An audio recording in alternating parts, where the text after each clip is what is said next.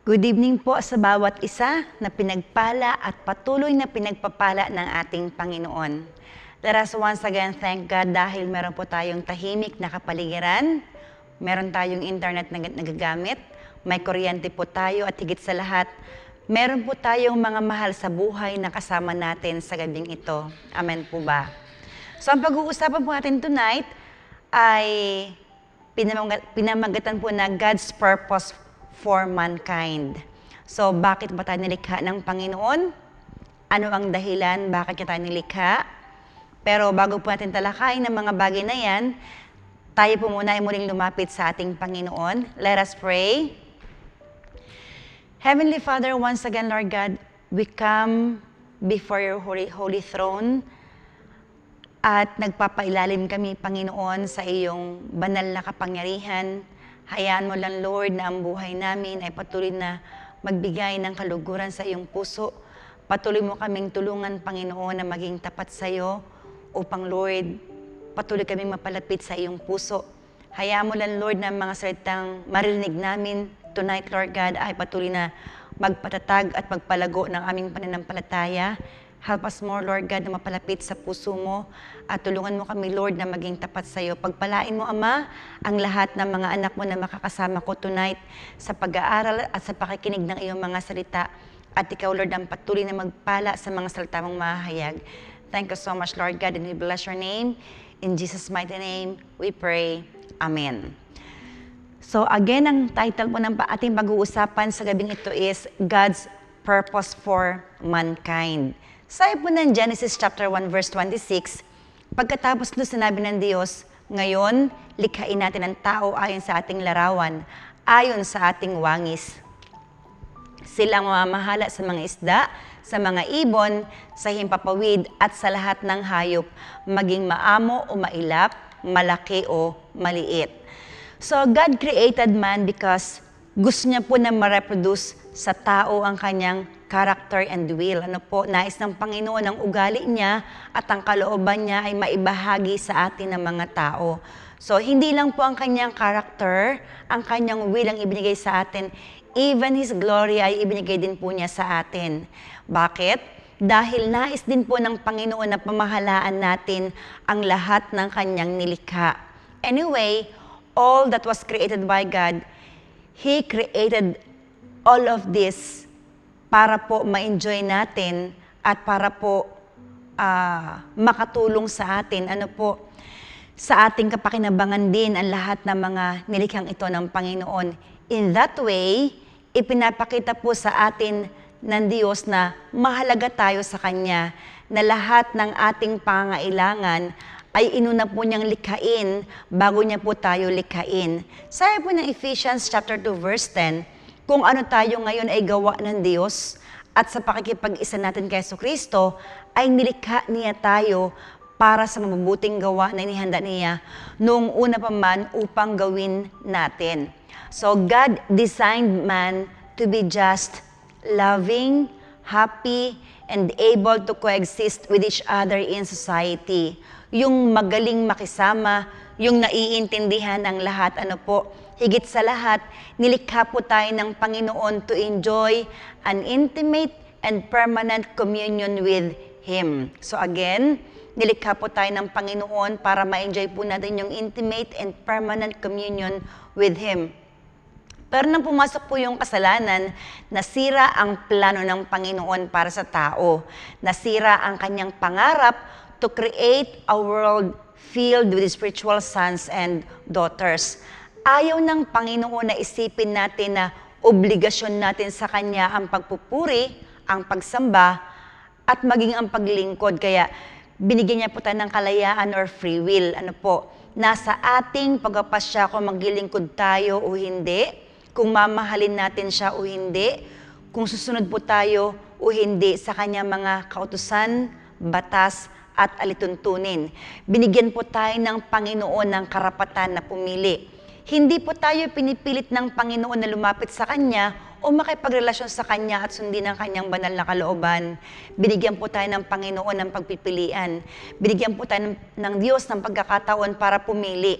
Now, we are in His kingdom, ano po, na alam natin, nababasa natin at narinig natin ang kanyang mga salita para po maging matibay at maging matatag tayo sa ating mga pananampalataya. So, ano nga ba ang dahilan? Bakit po nilikha ng Panginoon ang tao? Number one, the purpose of God in creating man is to form him in His image. Ano po? So, to be like Him. Sabi ng Genesis chapter 2 verse 7, pagkatapos ginawa ng Panginoong Yahweh ang tao mula sa alabok, hiningahan niya sa ilong at nagkaroon ito ng buhay. God made man in His image and likeness. Nang hiningahan ng Diyos ang tao, nagkaroon po ito ng buhay. The weak clay was transformed into the image and likeness of God at naging isang matalinong nilikha capable of expressing emotions. So ang ating Diyos, meron po siyang emosyon. Siya ay natutuwa, siya ay nagagalit, ano pa, siya ay naghihinagpis ba? Hindi naman ganun katindi. Ano po? So, nabibless. Ang ating Panginoon ay nabibless. So, lahat po ng emosyon na mayroon tayo, mayroon din po ang ating Panginoon because we were created in His own image. Ano po, sabi ko nga po kanina, yung weak clay, ano po, was transformed into the image and likeness of God. Okay? So, number two, nilikha tayo ng Panginoon to plant us in a place of blessing upang ilagay po tayo sa lugar na kung saan ay punong-puno ng pagpapala. Sabi po ng Genesis chapter 2 verse 8, gumawa ang Panginoong Yahweh ng isang halamanan sa Eden sa dakong silangan at doon dinala ang taong kanyang nilalang. Sabi ng verse 9, pinatubo niya roon ang lahat ng uri ng punong kahoy na magagandang pagmasdan at masasarap ang bunga. Sa gitna ng halamanan ay naroon ang punong kahoy na nagbibigay buhay at gayon din ang punong kahoy na nagbibigay kaalaman tungkol sa mabuti at masama. Ano po? So bago pa nilikha ng Panginoon ang tao, inihanda na po niya ang paglalagyan niya dito at inihanda na rin po niya ang lahat ng kakailanganin ng mga tao. Lagi niyo pong tandaan, ano po, lagi po natin tandaan, special tayo sa paningin ng Panginoon. In Tagalog, tayo po ay natatangi sa kanyang paningin. Okay? So, ang garden po ay ang mga pagpapalang binibigay sa atin ng Diyos. Ulitin ko po, ano yung representation ng Garden of Eden? Garden of Eden represents all the blessings that was given to us by our God. Lahat ng mga pagpapalang ibinigay sa atin at patuloy na ibibigay sa atin ng Panginoon, ito po ay nag-represent sa Garden of Eden, ibinigay sa atin ng Panginoon para i-enjoy po natin. Ano po? Sa Garden of Eden, meron pong 2 puno. Sa middle nito, ang Tree of Life at saka po ang Tree of the Knowledge of Good and Evil. So the Tree of Life is a prototype of the Lord Jesus. The Tree of the Knowledge of Good and Evil ay ang way ng Panginoon para i-test po ang puso ng tao. Ulitin ko po. The Tree of Life is a prototype of Jesus, while the Tree of the Knowledge of Good and Evil ay ang way ng Panginoon para i-test ang puso ng tao. Nang magkamali ng desisyon ang tao, si Adan at saka si Eva, nawala at nasayang ang lahat ng privileges ng Diyos na plano niyang ibigay sa tao. So, 4,000 years later, ni-restore ng Panginoon ang relationship between man and God on the Mount of Calvary. Lahat ng kahirapan na ating nararanasan ay dahil sa pagpili sa Tree of the Knowledge of Good and Evil na ginawa po ni Adan at saka ni Eva. Ano po? But because of Jesus, dahil sa kanyang ginawa, man now has the right and opportunity to enjoy the eternal life. So kung nagkamali man po ng pagpili si Adan at saka si Eva, hindi naman po nagkamali ng pagliligtas sa atin ng ating Panginoong Jesucristo. Ano po? Dahil ibinigay niya ang kanyang buhay para po maging sakripisyo sa atin for us to be saved. At naniniwala po ako na patuloy po natin na bibigyan ang ating Panginoong Kristo ng importansya sa ating mga buhay. Amen po ba? Because of what He has done on the cross of Calvary more than 2,000 years ago. Okay? So, number 3, ano ang purpose ng Panginoon sa pagkalikha sa tao? Number 3, to delegate responsibility to man. To delegate, ibig pong sabihin ay para tayo ay bahaginan ng responsibilidad, para tayo ay bigyan ng responsibilidad. Sabi po ng Genesis chapter 2 verse 15, inilagay ng Panginoong Yahweh ang tao sa halaman ng Eden upang ito'y pagyamanin at pangalagaan. So, binigyan ng Diyos ng responsibilidad ang tao in the Garden of Eden. It was man's responsibility to work and take care of the garden.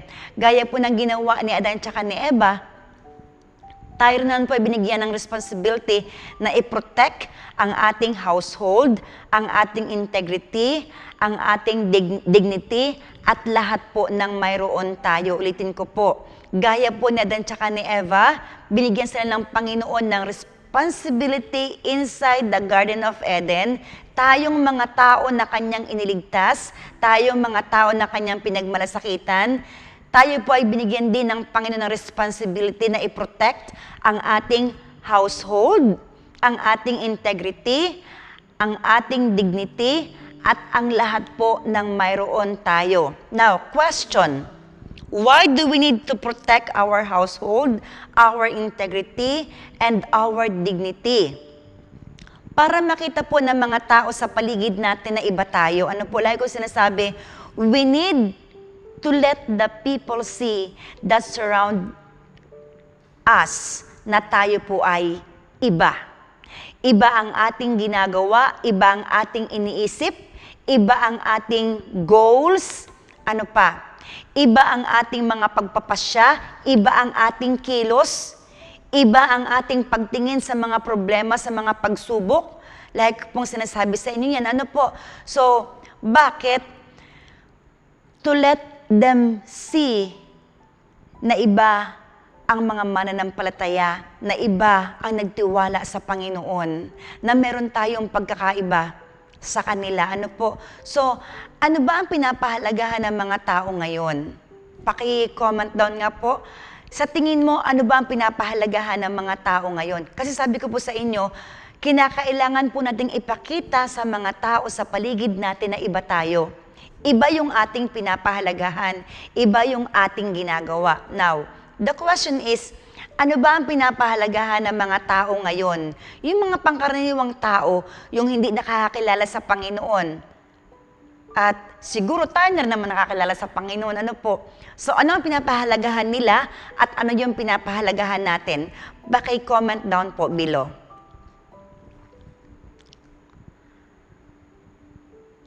Ulitin ko, ano ang pinapahalagahan ng mga tao ngayon? Nowadays, ano po yung pinapahalagahan nila?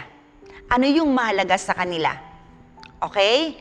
So, salamat po sa mga nag-type, salamat po sa mga sumagot. Ang ilan po sa pinapahalagahan ng mga tao ngayon ay pera, pag-aaral, trabaho, pamilya. Ano po? Pero tayong mga mananampalataya sa Panginoon, ano ba ang dapat nating pahalagahan? So, ang dapat po nating pahalagahan, lahat ng may kinalaman in the garden, and God will supply everything. Kapag nakita po ng Panginoon na pinapahalagahan po natin ang garden na kanyang ibinigay, ipagkakaloob po sa atin ng Panginoon ang lahat ng ating pangangailangan. Kasi utos ng Panginoon na ating protektahan, pangalagaan, at pagyamanin ang garden. Ano po? So maya-maya, malalaman niyo po kung ano po yung garden na akin pong binabanggit. Ano po?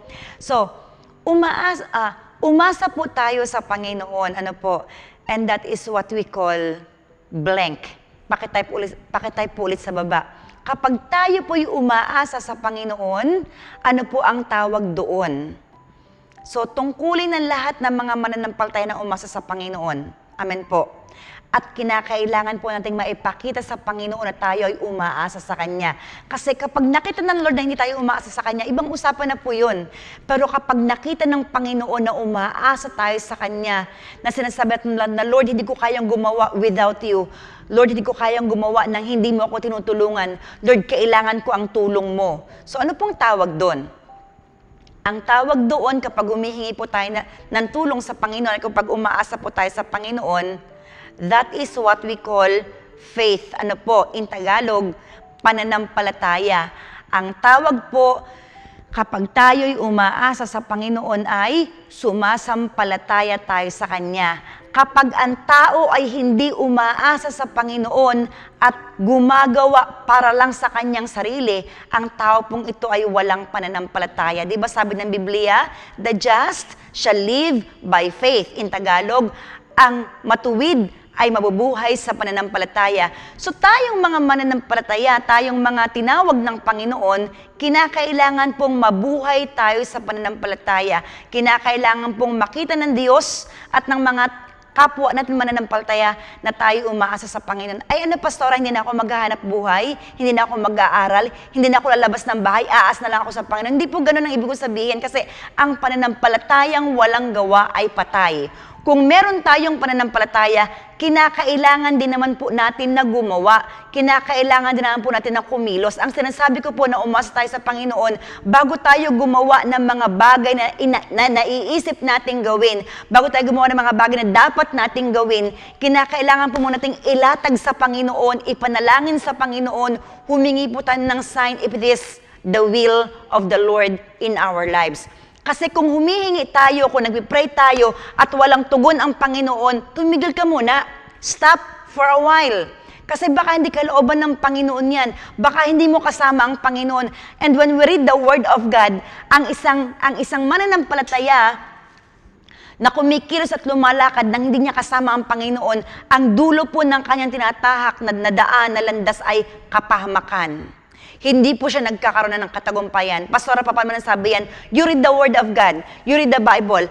Ang mga Israelita, kapag hindi po nila kasama ang Panginoon sa pakikipaglaban, hindi po sila nagtatagumpay. Lagi po silang natatalo. So, nowadays, may mga mananampalatayang lagi nilang bigo, lagi nilang sugatan. Ano po ang dahilan? Ito po sa kung nakikitang dahilan. Gumagawa sila without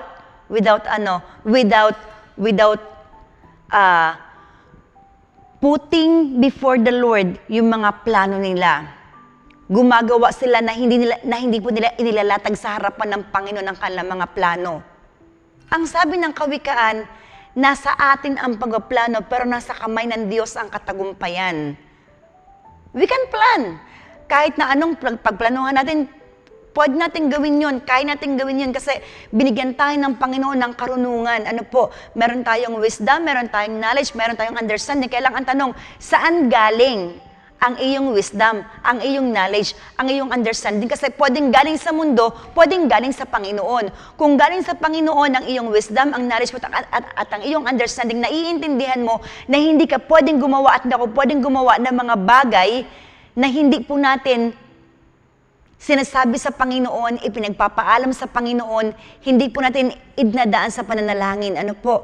So tayong mga mananampalataya, wala tayong karapatan na gumawa ng kahit na anong bagay nang hindi alam ng Panginoon at hindi natin inlalagay muna sa harapan ng Panginoon. Bakit po?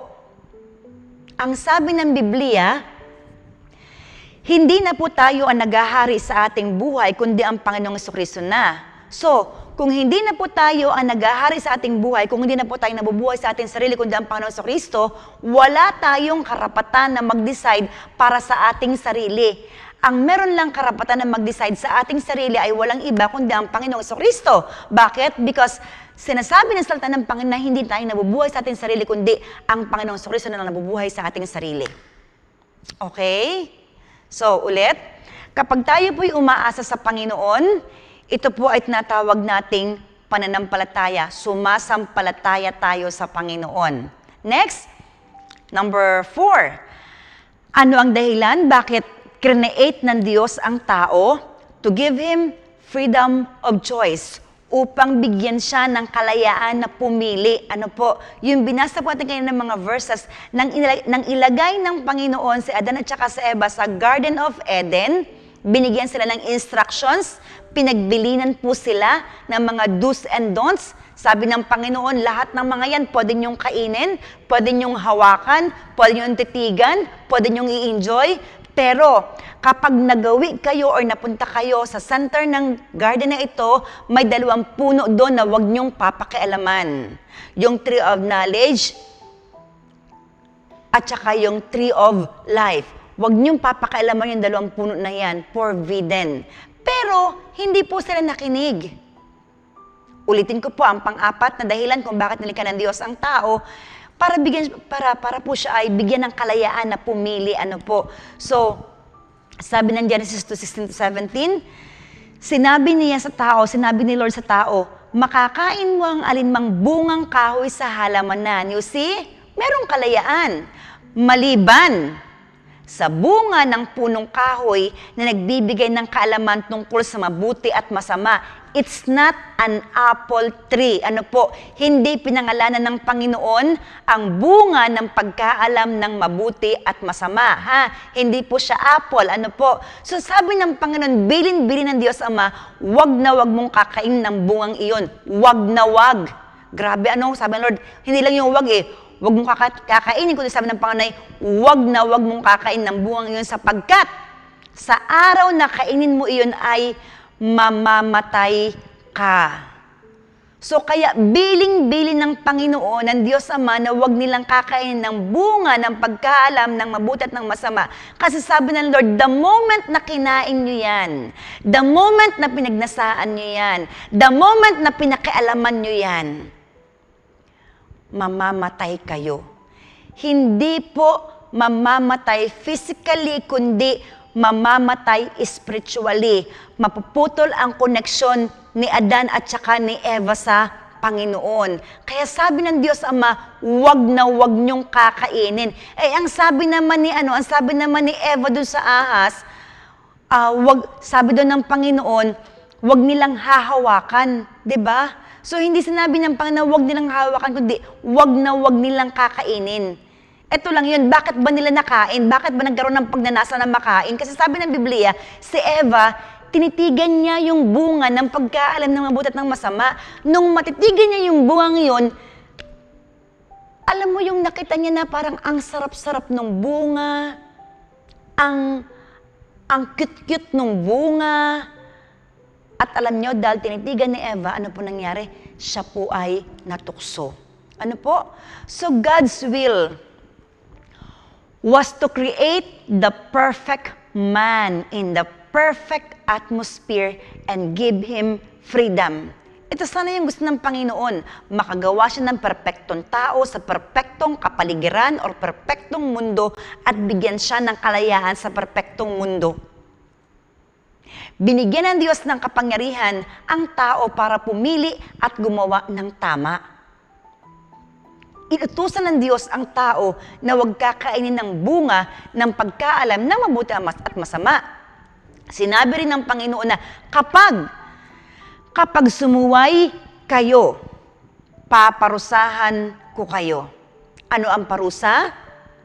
Sila ay mamamatay. Nagbigay ng babala ang Panginoon, pero hindi po siya sinunod ng tao. Ito po ang ating Diyos. Hindi po niya ipipilit ang kanyang gusto sa tao. Uulitin ko. Hindi ng Diyos ipipilit ang kanyang gusto sa iyo at sa akin. Bakit? Dahil nirespeto ng Panginoon ang ating kalayaan, ang ating free will. Hindi po tayo pinapangunahan ng Panginoon. Sasabihin lang niya, gawin mo to, gawin mo to, gawin mo yan. Ganto mo siya gawin, ganto mo siya gawin. Kung hindi po tayo susunod, si Lord po ay walang magagawa. At hanggang ngayon, ganyan po ang ating Panginoon. Anong ginagawa ng Diyos? Binibigyan niya po tayo ng kalayaan na gawin anuman ang gusto natin. Kaya nga 'di ba, napakabuti ng ating Panginoon. Amen. Pakitype po ng word na Pakitype po ng word na amen sa lahat ng sumasang-ayon sa aking sinabi. Napakabuti ng ating Panginoon. Dahil hanggang ngayon, binibigyan niya po tayo ng kalayaan na gawin ang lahat ng ating nais na gawin. Meron po tayong malayang pagpili. Hindi po nakinig ang lalaki at babae sa bili ng Panginoon. Ano nangyari sa kanilang hindi pakikinig sa Diyos? Pumasok ang kamatayan. Napahiwalay ang tao sa Diyos because of sin. Anong nangyari? Bakit napahiwalay ang tao sa Diyos? Because of sin. Nang pumasok ang kasalanan, napahiwalay ang tao sa Diyos. Yung dating Diyos at tao na merong koneksyon, nang pumasok ang kasalanan, siya po ay naging isang malaking hadlang. Yan. Ito po ang nangyari. Ang aking kanan ay Diyos, ang aking kaliwang kamay ay ang tao, ang clicker po na ito ay ang kasalanan. So, paano sila magkikita samantalang may nakahadlang? Diba? Hindi sila magkikita. Hindi makakita ng Panginoon ang tao because of sin. At ang tao naman, kahit anong kanyang gawin, kahit siya'y magsisigaw na magsisigaw, mag-iiyak na mag-iiyak, maglulupagi na maglupagi, hindi siya makikita ng Panginoon. Bakit? Dahil may kasalanan na nakahadlang. Pero ang kasalanan pong yan ay nawala. Dahil sa ginawa na sakripisyo ng Panginoon Kristo sa Cross of Calvary. Kaya po, sa ating kapanahunan, nagkaroon muli ng kalayaan ang tao na makipag-communicate sa Panginoon. Bakit? Nawala ang hadlang. Nagkaroon muli ng connection ang tao sa Diyos. Tinanggap na muli ng Diyos ang tao because of the Lord Jesus. Amen? Okay? So ulitin ko po, binigyan ng Diyos ng kalayaan ang tao upang pumili ng mga bagay na dapat niyang gawin. Binigyan ng Diyos ng kalayaan ang tao upang magpasya para sa kanyang sarili. Kaya alam niyo minsan, yung freedom, hindi rin po siya maganda. Bakit po? Because of that freedom, marami po ang napapahamak. Ulitin ko po, opinion ko po ito para po sa akin. Hindi rin po maganda na tayo ay binigyan ng Diyos ng kalayaan. Hindi rin po maganda na tayo ay malaya na makakapili ng gusto natin. Ano po? Bakit? Dahil sa freedom na yan, dahil sa kalayaan na ibinigay ng Panginoon, maraming tao po ang napapahamak. Sabi nga po ng Kawikaan, chapter 14, verse 12, may daang matuwid sa tingin ng tao o sa paningin ng tao, ngunit kamatayan ang dulo nito. Ulitin ko po, para sa akin, sarili ko pong opinion, hindi maganda na meron tayong sariling kalayaan. Bakit? Minsan inaabus natin ng kalayaan. Ang sabi ng Kawikaan 14 verse 12, may daang matuwid sa tingin ng tao, ngunit kamatayan ang dulo nito. Akala mo maganda, akala mo maalwan, akala mo wala kang magiging problema. Dito, wala kang problema. Pero pagdating ng dulo, ando na ang problemang napakalaki. Parang ganito. Sa dalawang mag-boyfriend, they are doing premarital sex. Dito masarap, dito masaya, dito na-i-enjoy nila. Pero habang tumatagal, ang pinag-uusapan po natin mga mananampalataya habang tumatagal, ano po ang dulo? Iyakan, kahirapan, sakit ng kalooban. Bakit po? Anong pinagsimulan? Freedom. Dahil may kalayaan, gumawa ng kasalanan. Sa dulo, anong nangyari? Kaparusahan ang ibinigay ng Panginoon. Lahat po ng kasalanan na ating ginagawa, ang dulo po niyan ay kahirapan, ang dulo po niyan ay kapahamakan, ang dulo po niyan ay kaparusahan. Ano po? Kaya tayong mga mananampalataya, bawal na tayong gumawa ng kasalanan. Sabi ng salita ng Panginoon, iwasan natin ang paggawa ng kasalanan. Tanong,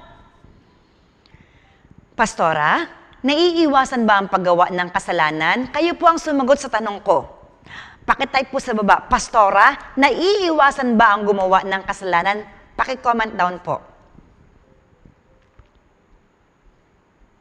Sagot, oo naman, naiiwasan ang paggawa ng kasalanan. Hindi tayo makakaiwas sa paggawa ng kasalanan kung tayo po ay carnal Christian. Kung tayo ay isang Kristiyanong makamundo. Pero kung tayo po ay spiritual man and woman of God, maiiwasan po natin gumawa ng kasalanan. Bakit? Ulitin ko, hindi na tayo ang nabubuhay sa ating sarili, kundi ang Panginoong Jesucristo na nabubuhay sa ating sarili. Therefore, hindi tayo ang makikipaglaban sa kasalanan, hindi tayo ang makikipagbuno sa kasalanan, kundi ang Panginoong Jesucristo ang makikipaglaban at makikipagbuno sa kasalanan. Kaya natin kontrolin ang ating sarili dahil hindi na tayo nabubuhay sa ating sarili, kundi ang Panginoong Jesucristo ang nabubuhay sa ating sarili. Amen. Next, panglimang purpose, bakit po tayo nilikha ng Panginoon? To give Him the ideal helpmate. Upang bigyan daw po tayo ng makakasama, upang bigyan daw po tayo ng makakatulong. Sabi ng Genesis chapter 2 verse 18, matapos gawin ang lahat ng ito, sinabi ng Panginoong Yahweh, hindi mabuti na mag-isa ang tao.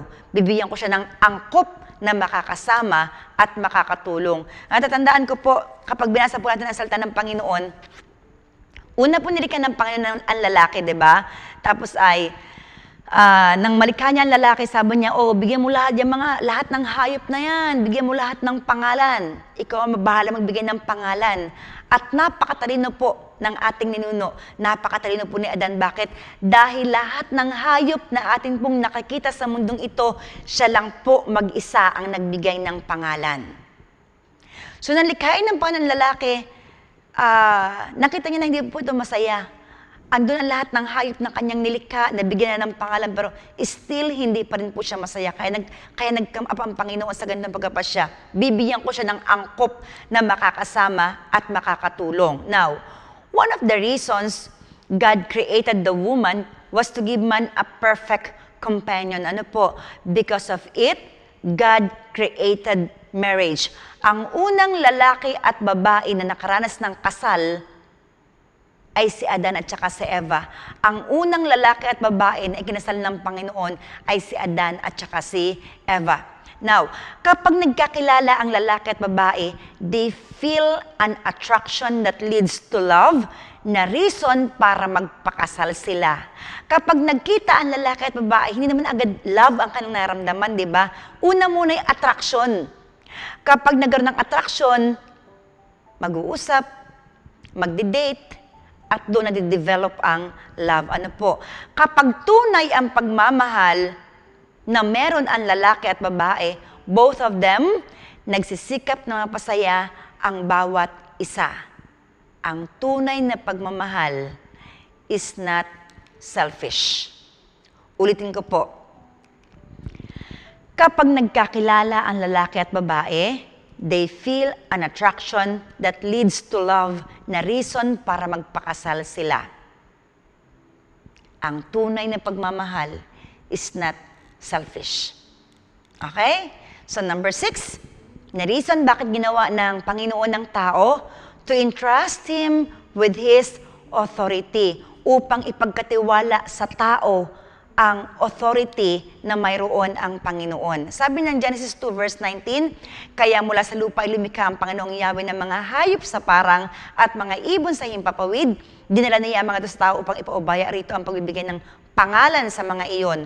Kung ano ang kanyang itinawag, iyon ang naging pangalan ng mga ito. So sa verse po na ito, makikita po natin na binigyan ng Diyos ng authority ang tao sa lahat ng kanyang mga nilikha. Na magkasala si Adan at si Eva, nang suway nila ang Diyos, that authority was surrendered to Satan.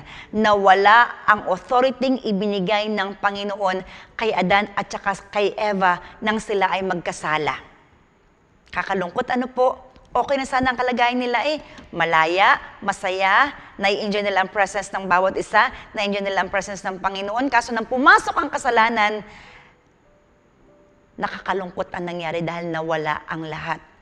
Namatay sila spiritually, at ngayon naman, nang sinuway nila ang Panginoon, yung authority na ibinigay sa kanila ng Panginoon ay nawala rin. Ano po? Every time po na tayo ay nagkakasala or nahuhulog sa tukso. Kasi yung tukso kunyari ito yung tukso, andito ka, nagkakasala ka ba? Hindi. Kailan ka nagkakasala? Kapag ikaw ay lumapit sa tukso at pumasok sa tukso. Pero kung ito ang tukso, andito ka, nakatitig ka lang sa tukso, hindi ka pa nagkakasala. Nakatitig ka lang. Lumapit ka, nagkasala ka na, hindi pa. Kailan ka magkakasala? Kapag ikaw ay pumasok sa loob ng tukso, dun lang po tayo nagkakasala. Okay? So kaya sabi ko po ay, kapag tayo po ay nahuhulog sa tukso, kapag tayo po ay nagkakasala, ibig sabihin nagkasala tayo, gusto rin natin, ginusto natin na magkasala, nahulog tayo sa tukso, ibig sabihin, ginusto rin natin na mahulog tayo sa tukso. Kasi masarap talaga, masarap ang kasalanan, masarap ang tukso. Pero kung ikaw ay spiritual being, at takot ka sa Panginoon, at ayaw mong maparusahan, close kayo ni Lord, hindi ka mahuhulog sa tukso, hindi ka magkakasala. Bakit? Kasi anino pa lang nito, tatakbo ka na. Parang ganito, di ba mga lalaki, sabi po sa mga lalaki, kapag daw tumatakbo, di ba may suntukan, kapag tumakbo ka, ibig sabihin kapag umiwas ka sa suntukan, hindi ibig sabihin ng duwag ka. Umiwas ka sa pakikipagsuntukan kasi matalino ka. So ganito, kung ito ang tukso, anino pa lang nito, tumakbo ka na, lumayo ka na, umiwas ka na. Kapag ganun ang ginawa na isang mananampalataya, ipinapakita niya sa mga taga-langit, sa mga taga-impyerno at sa mga taga-mundo na siya ay isang matalinong mananampalataya. Bato-bato sa langit, ang tamaan ay huwag magagalit.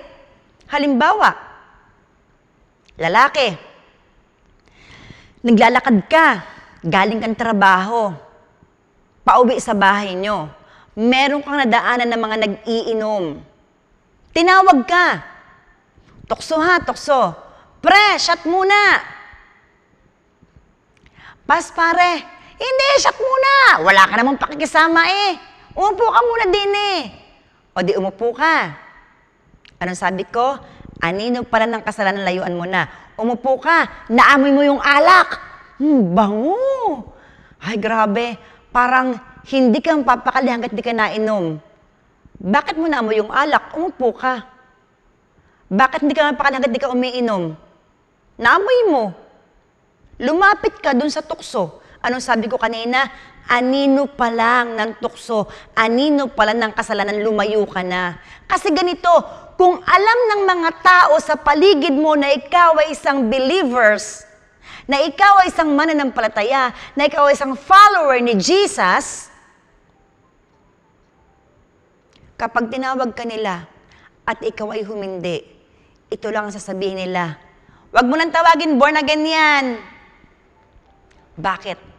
Alam nila iba ka. Alam nila may difference ang buhay mo sa buhay nila. Hindi ko nagpaparinig. Sinasabi ko lang po sa inyo ang sinasabi ng Panginoon sa akin na sabihin sa inyo. Pasama na po ng pasama ang panahon. Diba, I told you, nag-chat sa akin si Charles. Sabi niya, yung boyfriend ni Kim, sabi niya ay, andaw ang stand ko pagdating sa vaccine.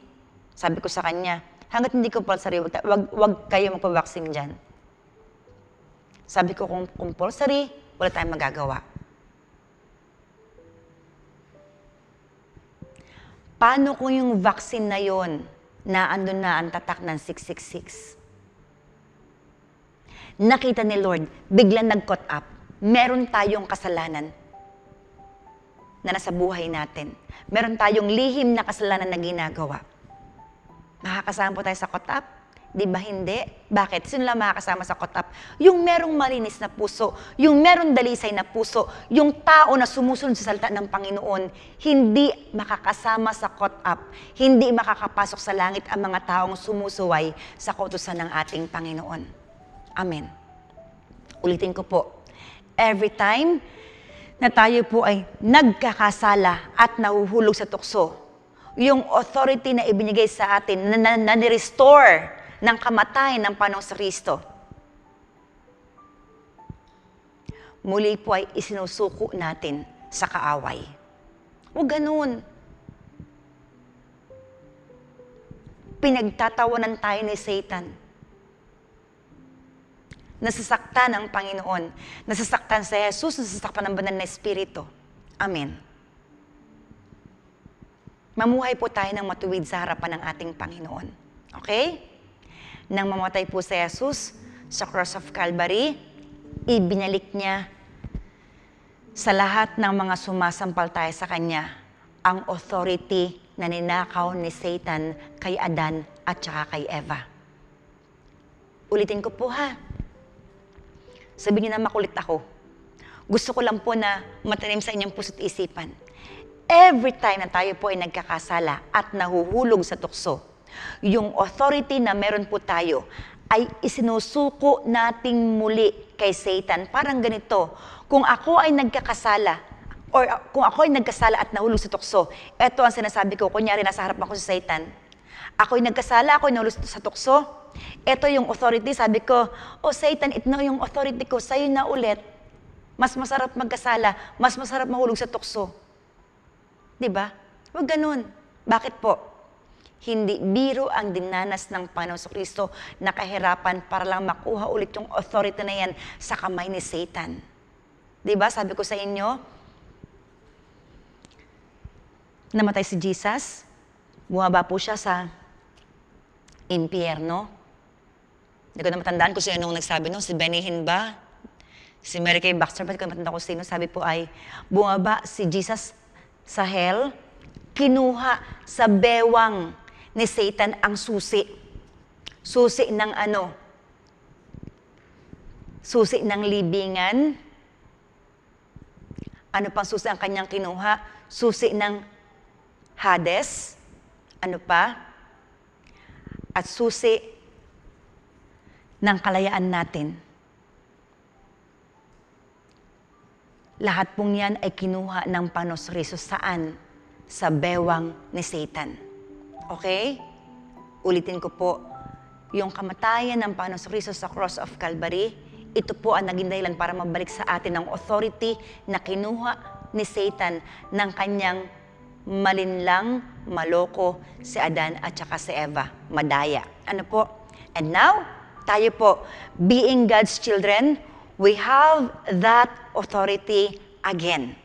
Kaya nais ng Diyos na ano, iwasan natin ang magkasala.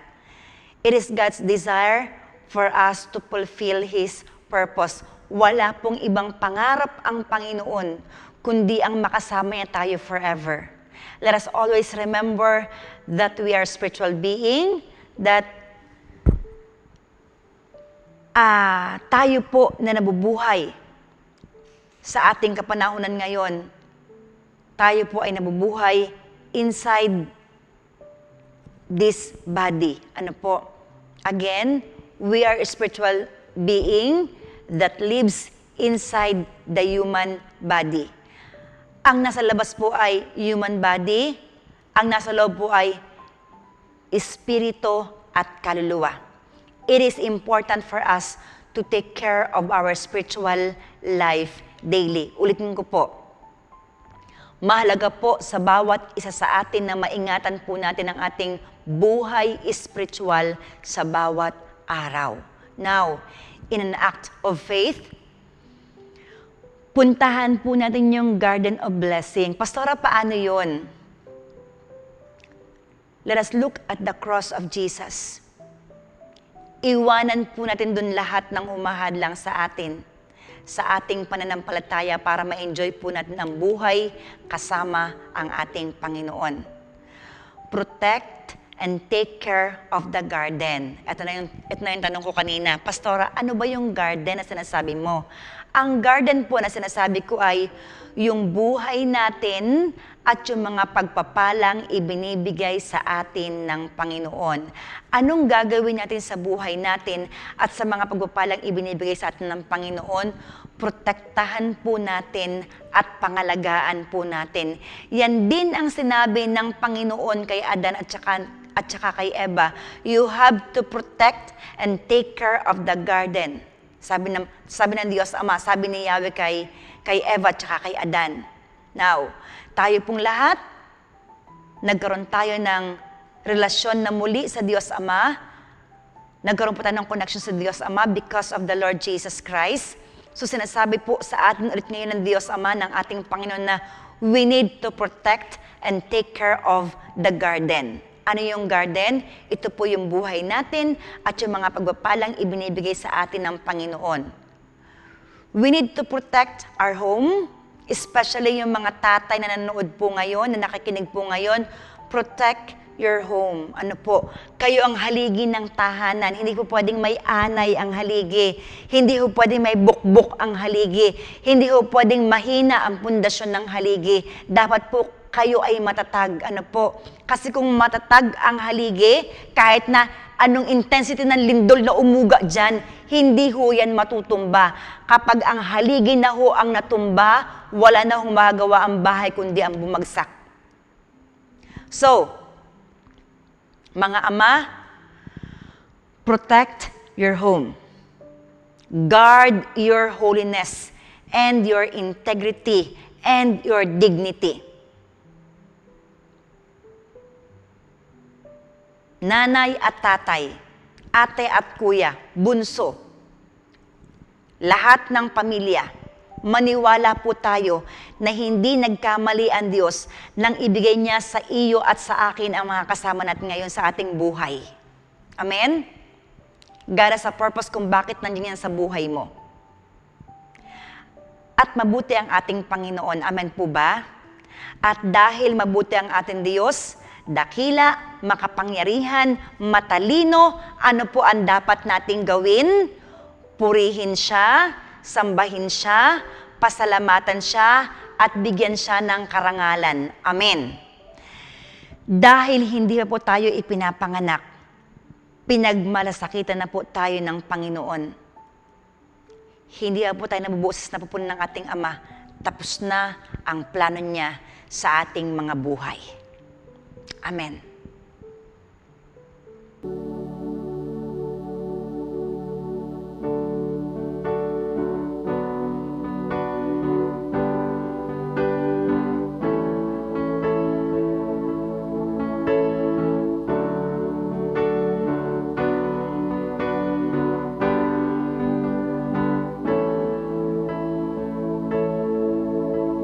Gusto ng buhay ko